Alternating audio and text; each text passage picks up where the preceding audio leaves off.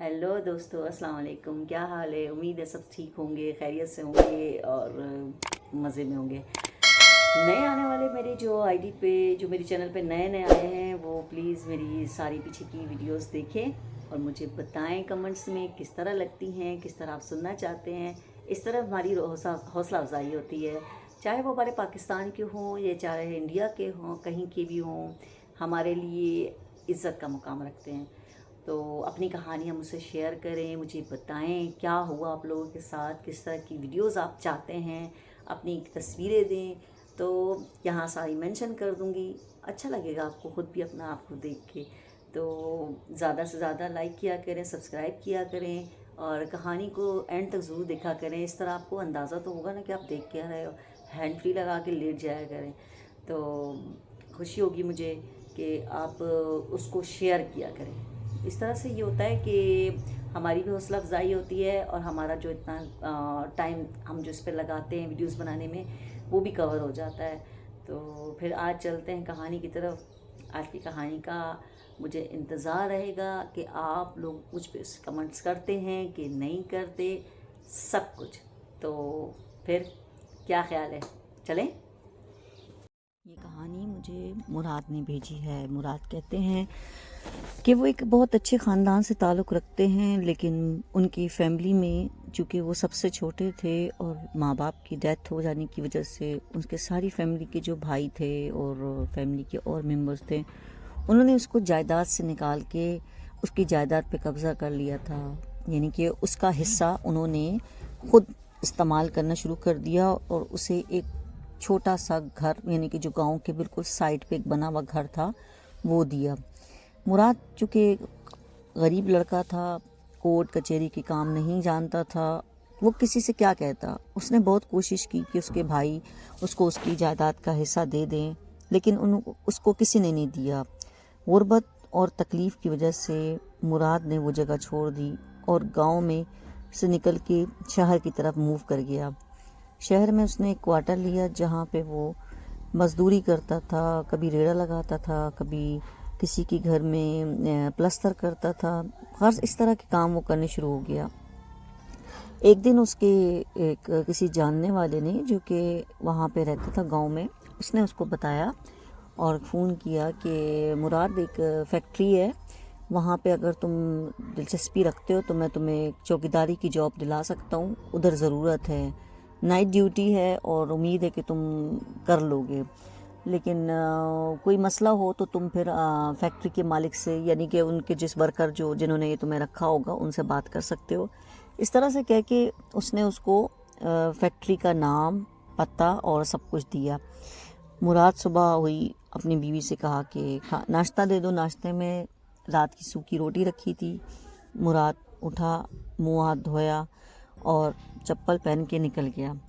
बीवी से कहा कि मैं जा रहा हूँ आज फैक्ट्री में, दुआ करो कि काम बन जाए। उसकी, मुराद की 2 बेटियां थीं और मुराद चाहता था कि मैं अपनी बेटियों के लिए कुछ कर सकूं। अगर ना भी करता तो घर में खाना तो सबको चाहिए होता है। खैर, मुराद चला गया उधर। वहाँ के मैनेजर से बात की। मैनेजर ने उसको बताया कि फैक्ट्री थोड़ी भारी है, लेकिन ये कि हम तुम्हें उसका मुआवजा ज़्यादा देंगे।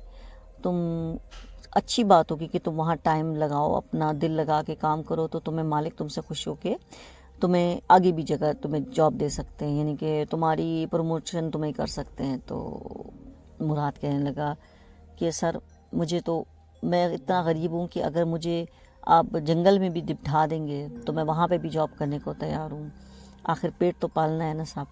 ये कह के मुराद उस आदमी के पीछे पीछे चला गया। वो आदमी उसको गाड़ी में बिठा के उस लोकेशन की तरफ ले गया जहाँ पे फैक्ट्री का वो हिस्सा था।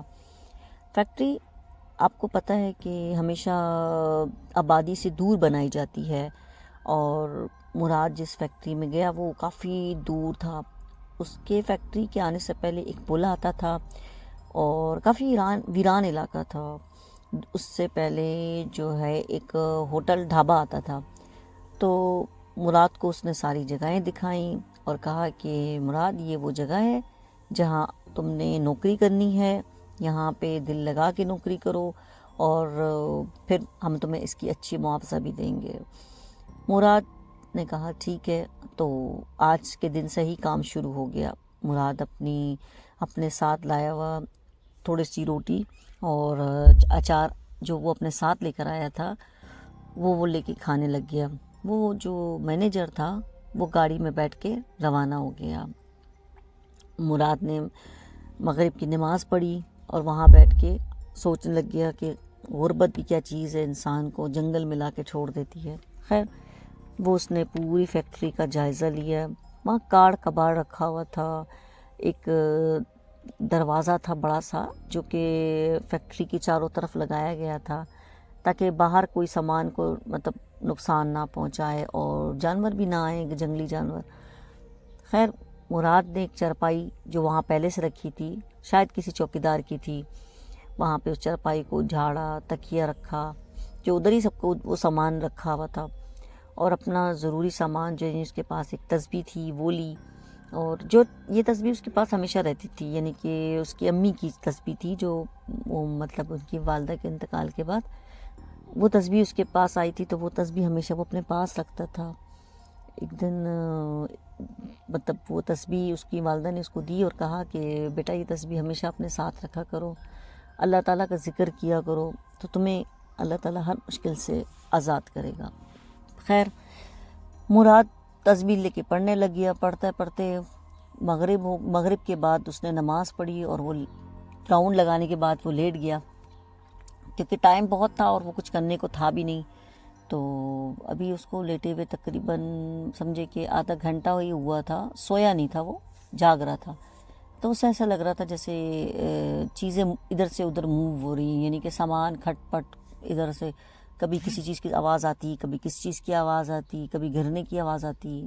مراد فوراً ڈنڈا لے کے کھڑا ہوا کہ شاید کوئی چور گھس گیا ہے یا کوئی جانور کچھ بھی. مراد نے ساری جگہ کا چکر لگایا، آگے کی طرف گزرا، وہاں پہ کھڑکی تھی پرانی بوسیدہ کھڑکی، تو اس طرف سے جا کے اس نے اندر جھانکا تو وہاں پہ صرف کاڑ کباڑ رکھا ہوا تھا. اس نے ادھر دیکھا ادھر دیکھا، اسے کچھ بھی نہیں ملا. وہ سوچنے لگ گیا کہ شاید کوئی جانور ہو جو مجھے نظر نہیں آ رہا. بہرحال اس نے پوری فیکٹری کا پورے آس پاس ایک بڑا چکر لگایا. چکر لگانے کے بعد وہ واپس آ کے بیٹھ گیا. پھر وہی بات، پھر آدھے گھنٹے بعد پھر وہی کھٹ پٹ. اب تو پریشان ہو گیا کہ یار یہ کیا مصیبت ہے، کیا چیز ہے. پھر وہ ڈنڈا لے کے اٹھا، پھر اس نے سارا چکر لگایا، ادھر ادھر بڑی باریکی سے دیکھا، لیکن اسے کچھ بھی ایسا نہیں ملا جو کہ قابل ذکر ہو. وہ اپنی جگہ پہ واپس آ کے بیٹھ گیا اور لیٹ گیا. اب وہ چونکہ اس کھٹ پٹ اور اس آوازوں کا ایک جیسے شور کا عادی ہونے لگا کہ شاید یہاں پہ ایسی مطلب کوئی بلی ہے یا چوہے ہے، یہ کچھ ایسا ویسا ہے جس کی وجہ سے یہ آوازیں آ رہی ہیں. وہ لیٹ گیا اور آنکھیں بند کر لی. تھوڑی دیر بعد وہ سو گیا. اب اسے سوئے ہوئے کچھ دیر ہی ہوئی تھی، اسے ایسا لگ رہا جیسے وہ ہل رہا ہو، یعنی کہ جیسے کچھ اس کی چرپائی ہل رہی ہو. اس نے آنکھیں کھولی تو وہ دیکھ کے ڈر گیا کہ اس کی چرپائی بہت زور زور سے ہل رہی تھی. اس نے دم سے جمپ لگائی اور چرپائی سے اتر کے کھڑا ہو گیا. ادھر ادھر دیکھا تو اسے کسی کی ہنسنے کی آوازیں آنے لگی، جیسے 2-3 لڑکیاں ہنس رہی ہوں. تو پریشان ہو کے ادھر دیکھنے لگا کہ یار یہ کیا تھا. اس نے کیا کیا، آواز لگائی، کون ہو؟ اس نے اسے کہیں بھی آواز کی، جواب نہیں ملا. بہرحال وہ چلتا وہ گیا آگے، ڈنڈا اس کے ہاتھ میں تھا. اس نے پھر دیکھا، چرپائی کے نیچے دیکھا، اسے کچھ بھی نظر نہیں آیا. وہ تھوڑی دیر میں ہی سمجھ گیا کہ یہاں پہ کچھ پیرانارمل ایکٹیویٹیز ہو رہی ہیں. وہ سمجھ گیا تھا یہ بات، کیونکہ ظاہر ہے انسان ہر چیز کو بہت جلدی سمجھ جاتا ہے. اس نے کیا کیا کہ اس چیز کو زیادہ نارمل مطلب اپنے سر پہ سوار نہیں کیا اور وہ چرپائی پہ جا کے بیٹھ گیا. چرپائی رک گئی تھی، وہ بیٹھ گیا، سوچنے لگ گیا کہ یا اللہ میں کس عذاب میں پھنس گیا ہوں. یہاں تو مجھے دوسری چیزیں نظر آ رہی ہیں، یعنی کہ وہ جنات جو کہ یا روحیں، کچھ بھی چھلا ہوا، کچھ بھی کہہ لیں آپ، وہ سب چیزیں یہاں موجود ہیں. وہ سوچ میں پڑ گیا، لیکن پھر بھی اس نے کچھ کہا نہیں اور واپس سے لیٹ گیا.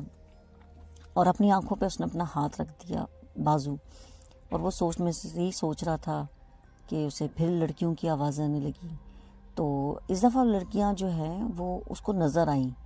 وہ 3 لڑکیاں تھیں جن کے بڑے بڑے بال تھے اور وہ تقریباً 18 سے 20 سال کی عمر کے بیچ میں ہوں گی. تو کبھی وہ جھانکتی تھیں، کبھی ہٹ جاتی تھیں، کبھی دوسری جھانکتی تھی، پھر وہ ہٹ جاتی تھی. پھر انہوں نے اس کی چرپائی کا چکر کاٹنا شروع کر دی، گول گول گول گول، اور ہنسنے لگی. ان میں سے ایک نے اسے کہا، کیا بات ہے مراد، کیا سوچ رہے ہو؟ اور یہ کہہ کے پھر وہ ہنسنا شروع ہو گئی. ان کی ہنسی کچھ عجیب سی تھی. اور جو اس کے ساتھ جو ایک لڑکی تھی، اس نے کیا کیا کہ میرا جو تکیہ تھا وہ کھینچ لیا.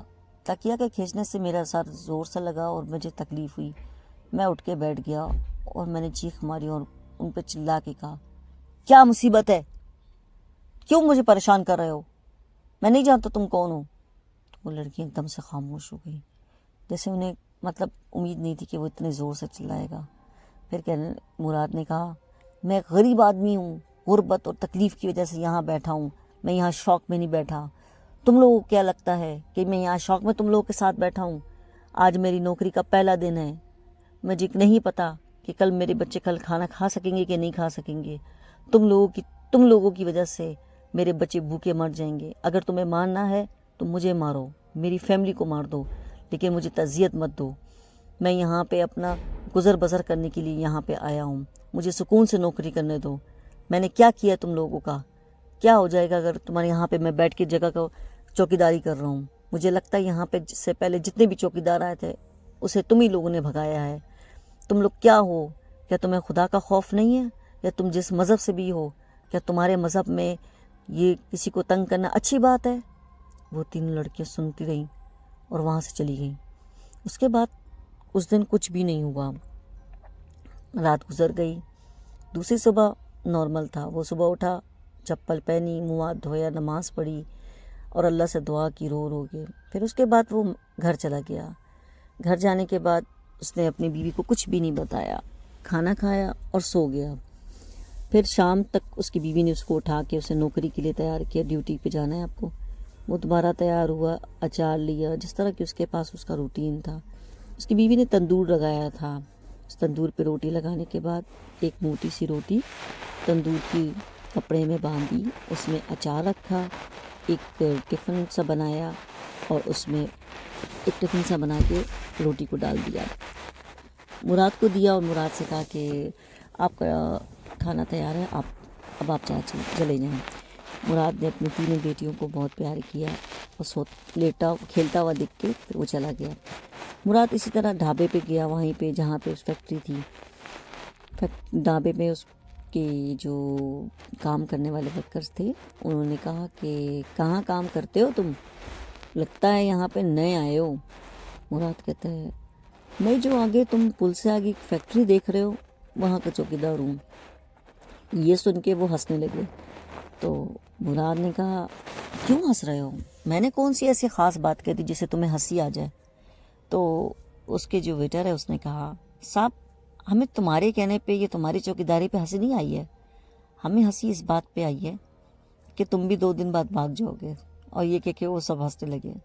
مراد نے کہا، اللہ مالک ہے، دیکھتے ہیں کون بھاگتا ہے. یہ کہنے کے بعد مراد اپنا سامان جو اس کے ہاتھ میں روٹی تھی وہ اٹھائی اور آہستہ آہستہ قدموں سے پیدل چلتا ہوا پل کے کراس کیا اور جا کے دروازہ کھولا. ایک عجیب سی آواز سے دروازہ کھل گیا. مراد اندر گیا اور دروازہ کھول کے اپنا سامان رکھا اور لیٹ گیا. وہ تھکا ہوا آیا تھا چونکہ پیدل چل رہا تھا. تھوڑا سا ریسٹ کرنے کے بعد مراد نے ساری فیکٹری کا جائزہ لیا، اسے دور دور تک چیک کیا، آگے پیچھے ہر جگہ سے. اسے کچھ بھی نہیں ملا. وہ واپس سے آ کے بیٹھ گیا اور دعا کرنے لگا، یا اللہ کل کی طرح ماجرا آج میرے ساتھ نہ ہو. اب پھر رات اسی طرح سے گزر رہی تھی. مراد کافی دیر تک جاگتا رہا. ہر تھوڑی دیر میں اس کو آوازیں آتی تھیں. وہ چیک کرتا تھا پھر چلا جاتا تھا. اب وہ اچھی طرح سمجھ چکا تھا کہ یہاں پہ دوسری چیزیں موجود ہیں اور وہ اللہ کی مخلوق ہے، چاہے وہ کچھ بھی کریں اس کو اس سے مطلب نہیں تھا. مراد خاموشی سے اپنا کام کرتا اور لیٹ جاتا. رات کے کسی پہر مراد کو بہت نیند آ گئی. اس نے سوچا میں تھوڑا آرام کر لیتا ہوں، پتہ نہیں صبح میرے یہ چھوڑیں گے کہ نہیں چھوڑیں گے. وہ لیٹ گیا. ابھی وہ لیٹا ہوا تھوڑی ہی دیر ہوئی تھی کہ اسے بھاری جوتوں سے چلنے کی کوئی آواز آئی. ایسا لگا جیسے کوئی بہت بھاری جوتوں سے چل رہا ہو. تو مراد نے ادھر ادھر دیکھا تو اسے لگا جیسے اس نے آنکھ کھول لی. آنکھ کھول کے جب اٹھ کے بیٹھ گیا دیکھا تو سامنے والے دروازے پہ ایک بڑا قد و قامت کا آدمی کھڑا تھا. اس آدمی کے وہ ہاتھ میں ایک ڈنڈا تھا اور وہ آدمی اسے کہتا ہے اچھا تو تم آئے ہو. مجھے پتہ لگا تھا کل ہی لیکن میں کسی کام سے گیا ہوا تھا. آج میں واپس آیا ہوں. یہ کہہ کے وہ آدمی ہنسنے لگ گیا. بڑی کریپی سی اس کی ہنسی تھی. تو مراد چونکہ ایک دن پہلے بھی سب کچھ دیکھ چکا تھا اس نے زیادہ وہ نہیں کیا، ذہن پہ سوار نہیں کیا اور اٹھ کے بیٹھ گیا اور کہا کیا چاہتے ہو تم؟ تو کہنے لگا ہم کیا چاہتے ہیں. یہ کہنے کے بعد پھر وہ ہنسنے لگا. تو مراد کو سمجھ نہیں آئی. تھوڑی دیر بعد وہ آدمی کھڑے کھڑے اس نے اپنے گردن اپنے سر سے الگ کر کے اپنے ہاتھ پہ رکھ دی. یہ دیکھنا تھا کہ مراد کے تو چھکے چھوٹ گئے، مانو اس کو تو سانس اس کی نکل گئی ہو، اتنی برا اس کو جھٹکا لگا. یہ حالت اگر کوئی بھی انسان اگر یہ چیز اس طرح سے کسی کو دیکھے تو آپ اندازہ لگا سکتے ہو کہ اس کا کیا حال ہوگا. وہی حال مراد کا بھی تھا.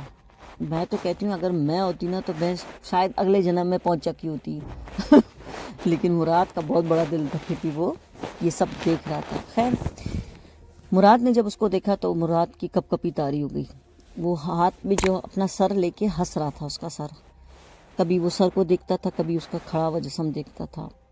پھر وہ سر لے کے اس کے قریب آیا تو سر نے اس کو کہا اب جاؤ گے کہ نہیں جاؤ گے، یہاں سے جاؤ گے کہ نہیں جاؤ گے.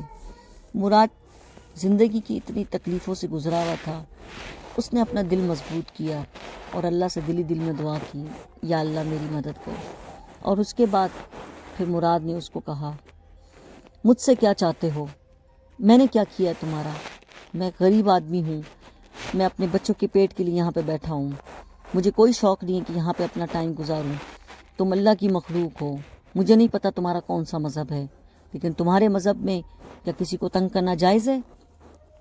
کیا تمہارے بچے ان کو کوئی تنگ کرے؟ کیا تمہیں کوئی تنگ کرے؟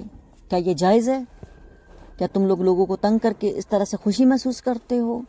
تمہارا قبیلہ یا تم لوگ انسانوں کو اس طرح سے پریشان کرتے ہو؟ تم کیا جانو کہ انسان کی کیا مجبوری ہے؟ تمہیں کیا پتا کہ وہ کس طرح سے اپنے بچوں کا پیٹ پالتا ہے؟ تم جیسے لوگ، تم جیسے جنات یا تم جیسے مخلوق یہ بات کبھی نہیں سمجھتی. میں نے سنا تھا کہ جنات کا دماغ بہت کم ہوتا ہے، وہ سوچتے کم ہیں اور کام جلدی کرتے ہیں.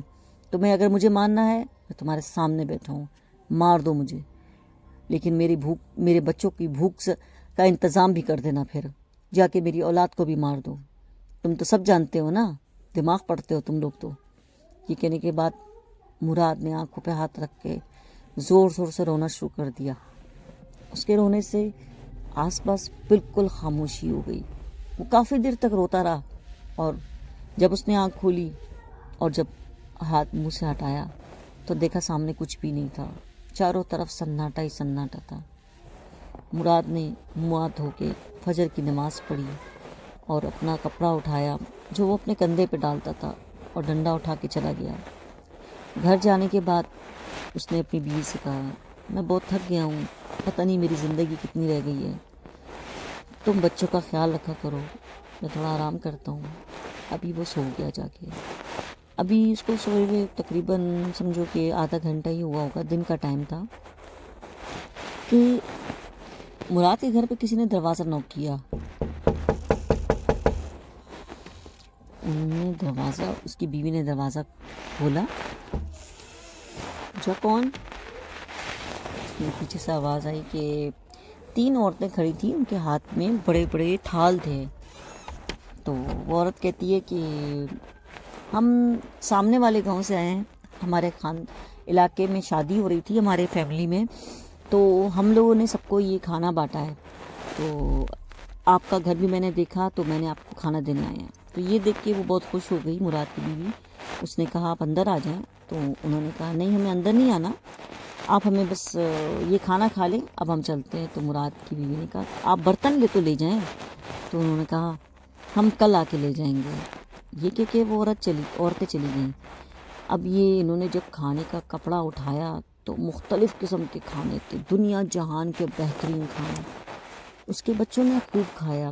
مراد کی بیوی نے مراد کو چونکہ جانتی تھی کہ وہ رات کو تھکا ہوا آیا ہے, سارا سامان جو کھانے کا بچا ہوا تھا وہ رکھا اپنے شوہر کے لیے. شام ہوئی, مراد کی اٹھا, وضو کیا نماز کے لیے. تو اس کی بیوی نے اسے سب بتایا. مراد نے کھانا کھایا, اس کو بہت مزے کا لگا. اس نے پوچھا نیک بخت یہ کھانا کہاں سے آیا ہے؟ اس نے کہا کہ گاؤں میں کسی کی شادی تھی تو وڈیرے نے اپنے پورے گاؤں میں کھانا بٹوایا, تو یہ کھانا بھی وہیں سے آیا ہے. اس نے کہا ٹھیک ہے. مراد اسی طرح اپنا کھانا وانا کھا کے اپنے ساری تیاری کر کے واپس سے فیکٹری کے لیے روانہ ہو گیا. آگے جا کے اس نے ایک آٹو پکڑی اور وہ بس میں بیٹھا. پھر آٹو اس نے کھڑی کی, پھر وہ جا کے بس میں بیٹھا اپنا اس طرح جس طرح جہاں پہ وہ روز اس کو روٹین تھا وہ واک کرتا ہوا واپس فیکٹری میں گیا. آج بالکل خاموشی تھی, کوئی کھٹ پٹ کچھ بھی نہیں تھا جس سے وہ پریشان ہو سکے. خیر اس کی رات بہت سکون سے گزری تھی.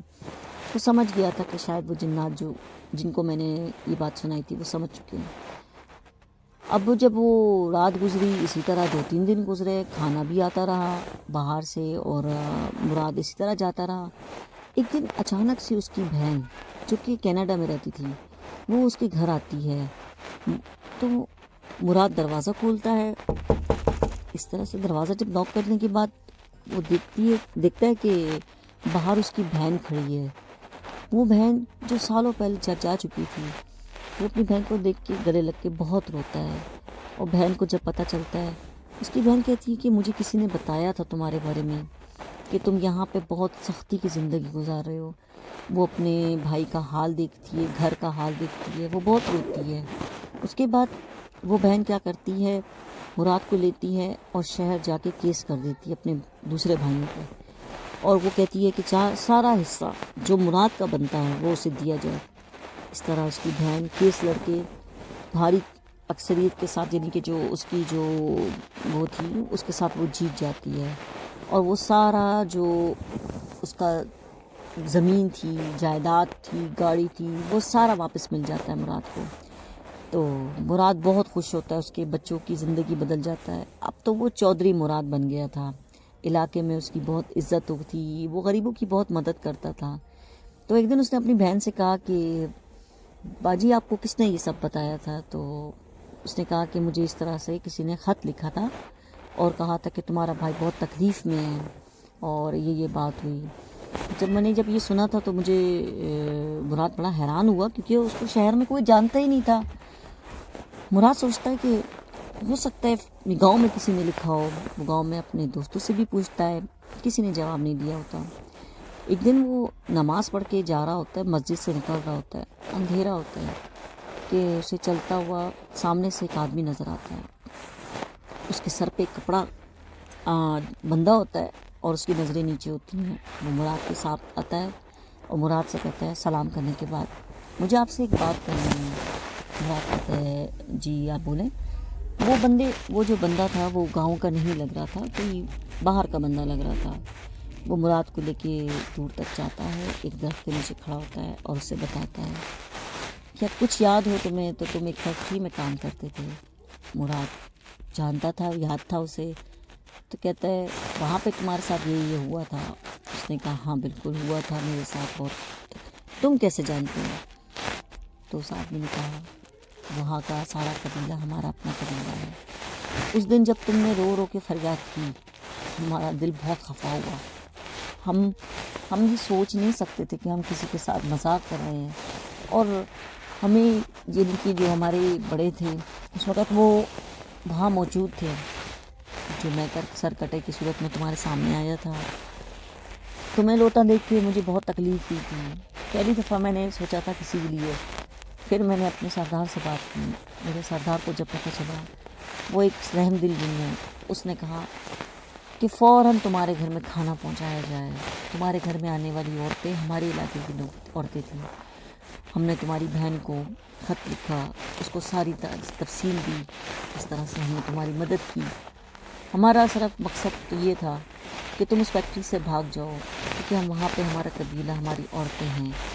کبھی غلطی سے کسی کی نظر تمہارے پہ پڑ گئی یا تمہاری نظر ان پہ پڑ گئی تو ہماری بے حرمتی ہوتی ہے، مطلب کہ ہمارا پردہ خراب ہوتا ہے. تو یہ کہنے کے بعد وہ بولنے لگا میں بہت شرمندہ ہوں تم سے. تو مراد آگے بڑھا اور اس کو گلے لگا لیا، یعنی کہ تو ایسا لگا جیسے کسی نے گرم کوئلے تو مراد ایک جھٹکے سے پیچھے ہٹا. تو وہ آدمی نے کہا کوئی بات نہیں. وہ پھر آگے بڑھ کے اس کو گلے لگایا اور کہا تم نے مجھ پہ بہت بڑا احسان کیا ہے. آج میں اپنی بہن کی کہنے کی وجہ سے آج یہاں پہ میں پہنچا ہوں. آج میری بہت اچھی عزت ہے، سب کچھ ہے، میں سب کی مدد کرتا ہوں. تم نے مجھے عزت دی، میں تمہارا احسان مند ہوں. میرے بچوں کو کھانا دی، میں تمہارا احسان مند ہوں. یہ کہنے کے بعد وہ جن وہاں سے چلا جاتا اور مراد وہاں پہ کھڑا ہوا کافی دیر تک یہ سوچتا ہے کہ اللہ تعالیٰ کی مخلوق ہر جگہ موجود ہے، جو اچھی بھی ہے جو بری بھی ہے. تو وہ اس طرح سے بس فرق یہ پڑتا ہے کہ آپ اس کو کس طرح سے ڈیل کرتے ہیں. تو آج کی کہانی سننے کے بعد اس کو لائک اور سبسکرائب کرنا بالکل مت بھولیے گا. جب یہ کہانی میں نے سنی تھی، پڑھی تھی، تو میری بھی آنسو نکل گئے، کیونکہ اللہ تعالیٰ ہر ایک کو ہر تکلیف سے بچائے. یہ ہم سب کی دعا ہے، چاہے وہ مسلم ہو، چاہے ہندو ہو، چاہے وہ کسی بھی مذہب سے تعلق رکھتا ہو، لیکن اللہ تعالیٰ کسی کو بھوکا نہ رکھے. ہر ایک کی اولاد ہوتی ہے، ہر ایک کا اپنا طریقہ ہوتا ہے، چاہے وہ مسلمان جن ہو یا انس ہو. اللہ تعالیٰ سب کو اپنے حفظ و امان میں رکھے. تو چلتی ہوں، خدا حافظ.